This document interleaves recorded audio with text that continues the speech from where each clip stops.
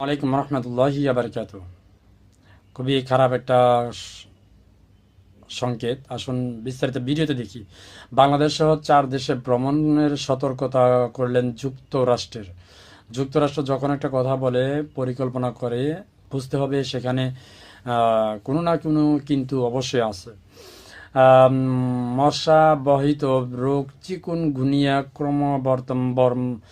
বর্ধমান পদবার্বের কারণে বাংলাদেশ সহ 4টি দেশে লেভেল 2 ভ্রমণ সতর্কতা জারি করেছে যুক্তরাষ্ট্রের রোগ নিয়ন্ত্রণ ও প্রতিরোধ কেন্দ্র সিডিসি।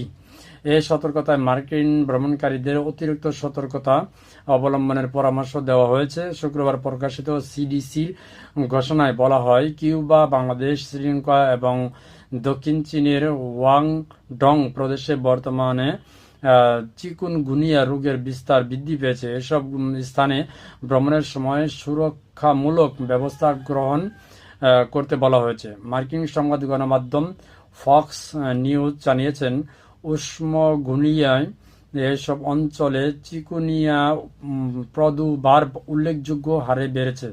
রোগটির কার্যকর চিকিৎসা না থাকলেও এটি টিকা প্রতিরোধযোগ্য।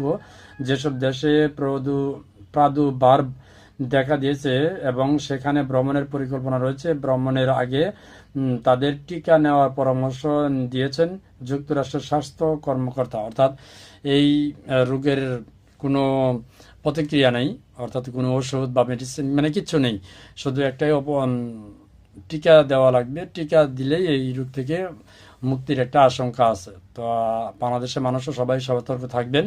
আর আমার ভিডিওগুলো ভালো লাগলে পেজটিকে ফলো দিয়ে রাখবেন, ইউটিউব থেকে দেখলে সাবস্ক্রাইব করে রাখবেন। ধন্যবাদ সবাইকে। ভিডিওটি সর্বোচ্চ শেয়ার করে সবাইকে দেখার সুযোগ করে দেন।